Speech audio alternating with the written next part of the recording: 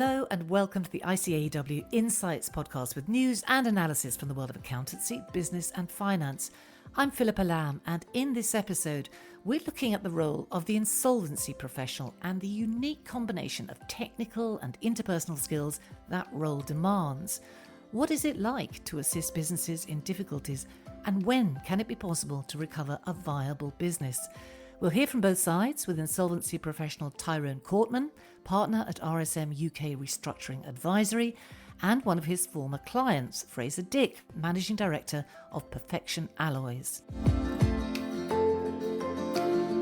Now, as we know, this is a timely subject. Insolvencies have surged in the past 18 months, with the average daily figure nearly tripling from 25 a day in January 2021 to 72 a day in March this year.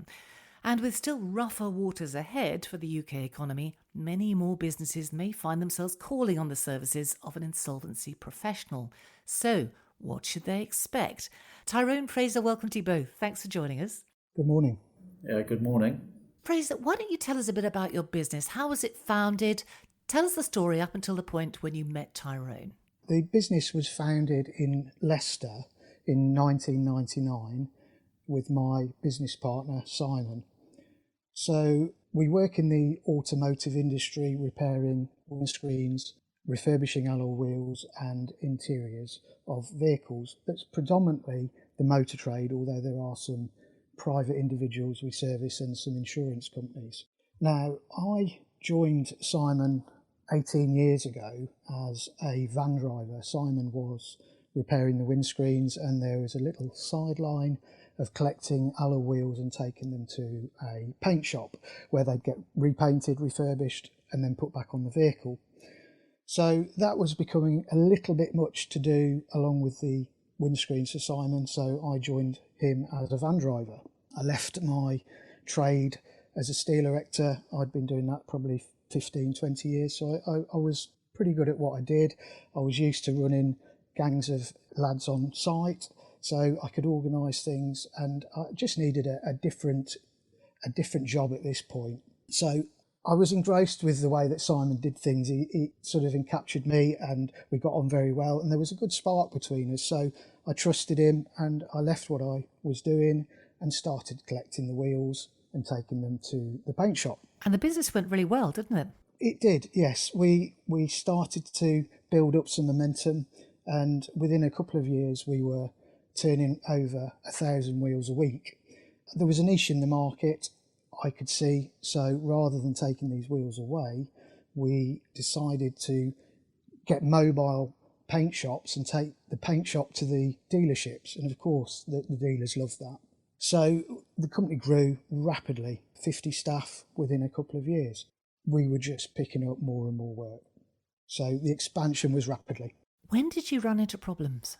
Well, it was probably about 3 or 4 years after we started expanding. Simon was getting some pretty bad advice on the inside of the business, and I was out on the road selling the job, making sure that we'd got plenty of work. Simon was behind the scenes and was working in the workshop and the office, and again he was just getting bad advice, and the expansion of the business was at the detriment of paying the HMRC, unfortunately.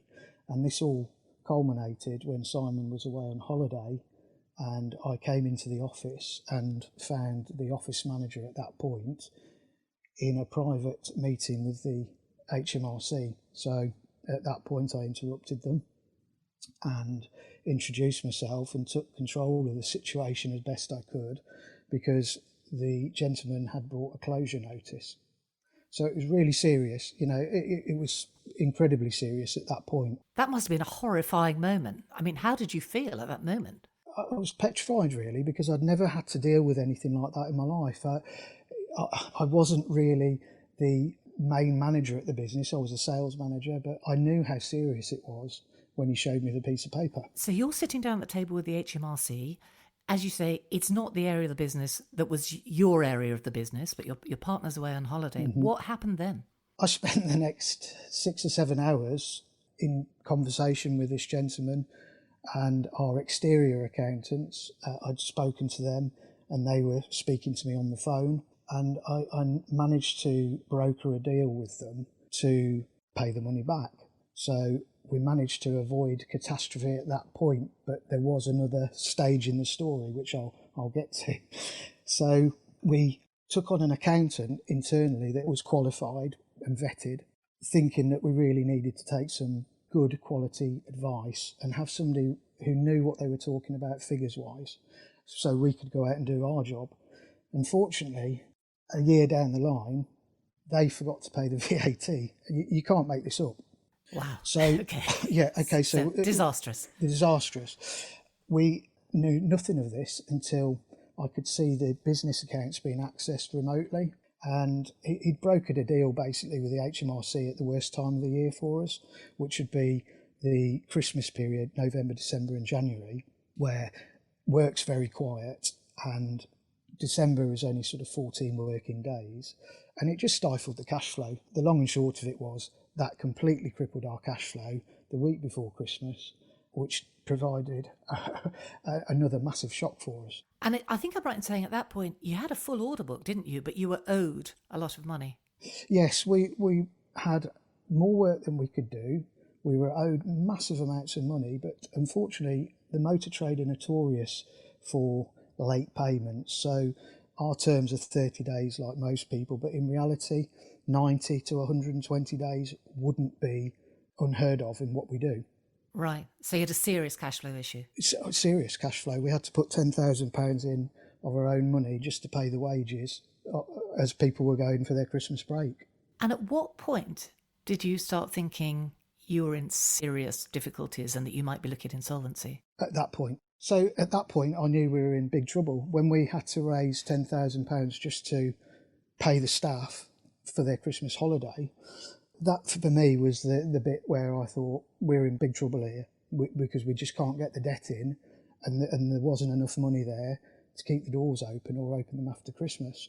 So I went away, we shut the doors. I didn't speak to my business partner over Christmas and we sort of pondered what we were going to do. And on our return, I got our exterior accountants involved immediately and they confirmed what I thought, and they got an IP involved straight away, and that was our first sort of introduction into insolvency. But that didn't go so well, did it? No, it wasn't a very pleasant experience. What happened?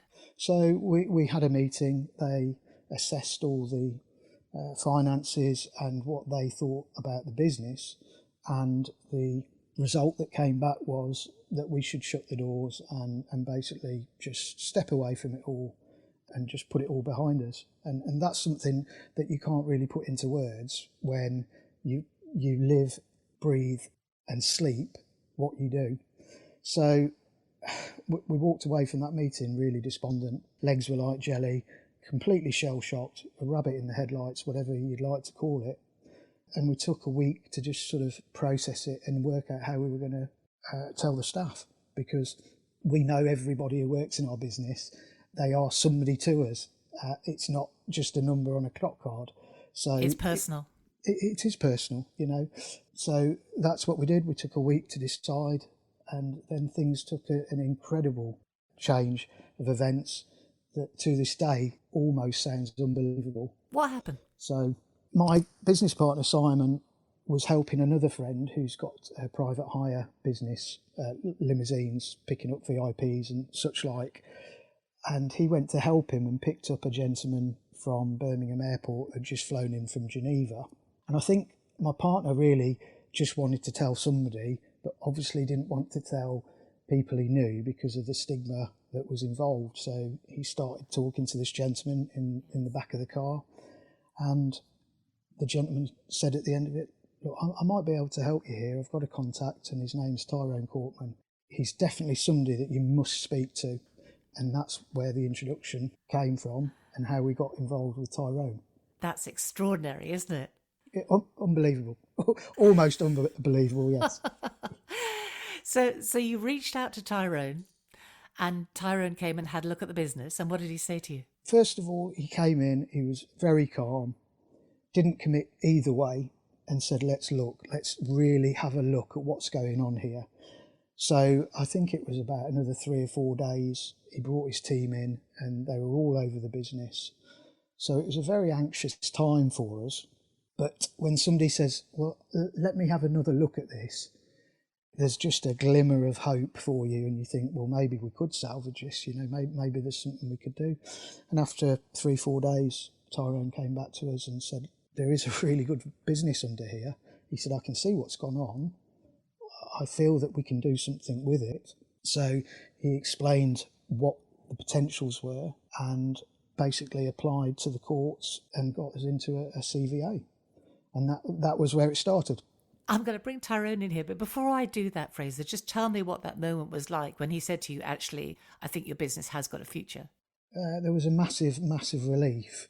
Although we weren't out of the woods, there was potential for us to survive. So yeah, I feel emotional now when I talk about it. It's incredible, really. So Tyrone, you are a very welcome surprise at this point for Fraser. Tell me, what did you think when you went into the business? I mean, what was your assessment? One of my first questions when I arrive at these types of situations, it's one thing having a look at the numbers and understanding their business model. But the other thing is actually getting a measure of the individuals. And one of my first key questions is, if I had a magic wand, what would an ideal outcome be for you? Both Fraser and Simon said, well, we want to carry on. We believe the business has a future. And I guess from my perspective, I just needed to satisfy myself, financially that was the case. And there were some, fairly obvious things that I challenged Simon and Fraser on. Things like as simple as, when was the last time you had a price increase? And very simple things like, well, if you're doing 1,000 wheels a week, if you were to add on £1 a wheel, that's £1,000 a week, that's 50 grand a year. That's a material number in the context of their historical profitability levels. And then you look at other things like, well, why is it you've got, the best part of say 400 or 500 customers when 80% of your turnovers with 20% of those customers in number? So actually being a bit more selective about the people you deal with, because there's an inevitable cost with dealing with that many customers that was perhaps providing, distractions to servicing the really meaningful customers. Now, obviously, liquidity was an issue. They'd got a bit of previous history, should I say, with HMRC. They'd been on a time to pay arrangement, which their previous accountant had made promises about, which were clearly inappropriate given the seasonality of the business, and promises they couldn't keep. So, and of course it's very difficult, when you're dealing with HMRC, if you say something one day and then find that in 2 or 3 months you're having to retrench on what you've said, you lose all of that credibility. So it was important to have a meaningful plan. And by the time we got to that point, I think it's fair to say that the only way HMRC would sort of contemplate a sort of another time to pay arrangement was if it was going to be on a much more formalised basis. And of course that's when we sort of turned to the company voluntary arrangement procedure. So you came to the conclusion that the business was viable. You didn't recommend insolvency. Why was a company voluntary arrangement a better solution in this instance? I mean, this is all about preservation of enterprise value. It's about meeting the aspirations of Fraser and Simon.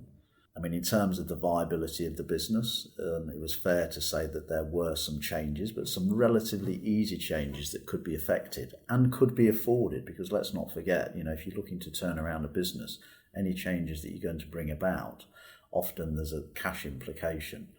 But, the simple change of putting up the price of the work they were doing on the wheels had very little cost implications to doing that. And of course that price increase goes straight through to the bottom line. And at the end of the day, if those prices were not accepted by the majority of the customers, then maybe the business would have to fail. And of course, given the sort of corner that the businesses were in, we had absolutely nothing to lose by bringing about those changes.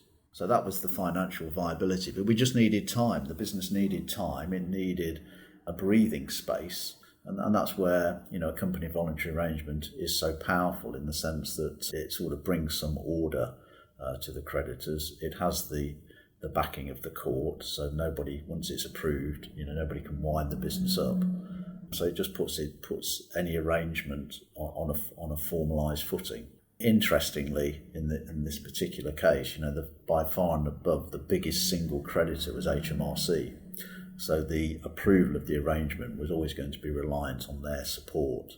And so I guess to that extent, it was down to Fraser and Simon and myself to convince HMRC of the merits of the turnaround plan, of the merits of the CVA, because, had we gone into liquidation, there would have been the 35 or 40 so jobs lost, and the prospects for HMRC recovering a penny beyond the costs of dealing with the liquidation would have been extremely unlikely. So going down the CVA route really did give HMRC and the few other creditors the very best opportunity of recovering something from this, as well as preserving a business, an employer, and preserving the livelihoods of those 35 to 40 employees. There were some conditions that HMRC imposed on Fraser and Simon as shareholders, in that, like a lot of owner-managed businesses, they had previously been remunerated through dividends as compared to drawing a salary.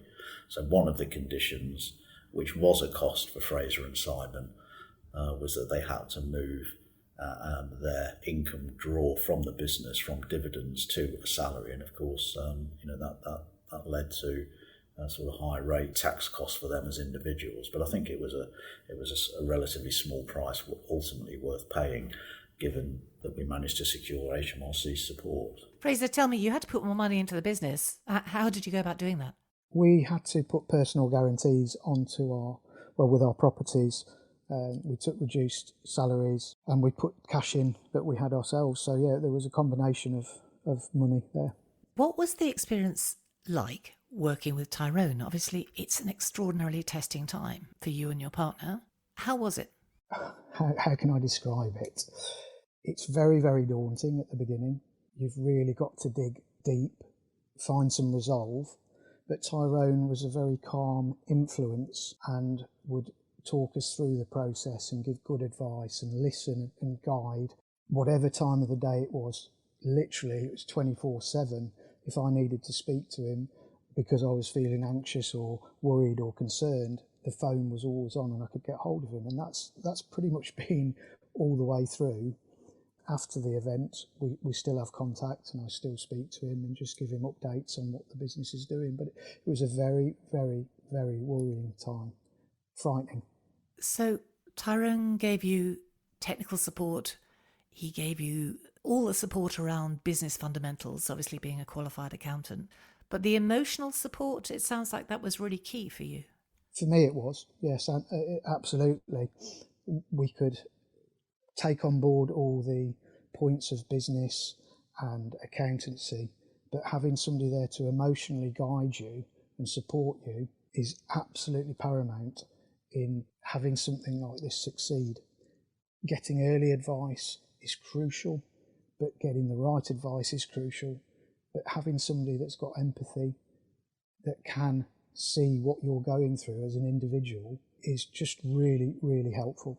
Tyrone, it sounds as if clearly you brought technical rigour to this process. You wouldn't have tried to rescue the business if it wasn't capable of being rescued. But that sense of you standing behind them sounds like it spurred them on. There's a bit of a personal story here, I guess, in terms of why I do what I do. It's a brilliant story, and Fraser, Simon, and I have become very good friends. And I think the real rewarding aspect for me in all of this, irrespective really of the professional fees associated with it, the much bigger picture for me is the fact that we're participating in this conversation. It's a great story, and I feel I made a very positive difference to the lives of, say, Simon and Fraser and obviously the employees and the business of Perfection Alloys. And the personal story in terms of empathy really goes back probably to my teenage years at home. My father was self-employed. He was a pipeline welder. His work was seasonal. And without sounding too extreme about it, I mean, it never got to the point where mum and dad weren't able to put food on the table, but I could see during my formative years the trauma that mum and dad went through in terms of how to try to make ends meet. And I guess it's always, when I approach these situations, it's with memories of that in mind, which enables me to empathise, with what the likes of Simon and Fraser must be going through, during what are very traumatic times for them. It's very unfamiliar territory. And I guess, all I can do is to draw on my experience of the formative years with, mum and dad trying to balance the books, and put myself in Simon and Fraser's shoes and think, okay, if it were me, what would I want? And that very, very much then structures the way that I approach and the way that I strike up the relationship with the guys to try and bring them through this. And that's why I do what I do. And unfortunately, there are many situations, sadly, where it's not such a good news story, but boy, is it heartening when we do have a good story like this one. And that's why I do what I do. That personal insight makes you uniquely qualified, doesn't it, for doing this sort of work? Is that what drew you to insolvency? What drew me to insolvency? Well, probably what originally drew me to insolvency was that, if you think about the audit environment, and I remember being asked by my audit manager way back when are you looking to take your holiday next year, Tyrone? And it was literally the turning against the fact that my life was going to be so formulaic or so planned out that I'm having to think about what week I'm taking my holiday next year, that led me to insolvency, which is very much more about thinking on your feet, and you never really know what's going to happen during the course of the day, in the sense that you're only ever a phone call away from a new situation and a new set of problems and challenges and to deal with. So that's what really fired me up. You find it more creative? Absolutely. I think probably with audit, and again at the risk of disenfranchising myself from my audit colleagues, I probably never really felt that I could make a difference, whereas here I do feel I can make a difference. I do make, mostly I'd like to say, I make a positive difference to the outcome. So it's all about changing the direction, and obviously, with Simon and Fraser, the direction of travel is that they had been previously advised that they were going to, the most appropriate solution was to go into liquidation. That again fired up my challenge to really challenge whether that is the appropriate solution, and clearly in this case it wouldn't have been, because we were able to bring it round. So I feel I made a massive positive difference to Simon and Fraser, Perfection Alloys, and the employees, and the outcome for HMRC. We got them a load of money back which they wouldn't have otherwise got. Yeah, it's hugely inspiring. I mean, I think if accountants are listening to this, Tyrone, and thinking, it's a specialism that sounds testing, challenging, exciting, what would your advice be to them? I mean, I think anybody that is sort of contemplating their future direction, maybe as a trainee accountant or as a newly qualified accountant, then is probably as close you can get to being in the sort of commercial world, but still remaining very much in professional practice. And of course, there's rather than if you are working in industry and you've got the challenges of working in typically one business for quite a period of time, the great benefit of being in the restructuring profession is you get to see lots of businesses across a whole raft of sectors and industries. They're probably in the most challenging parts of the business life cycle.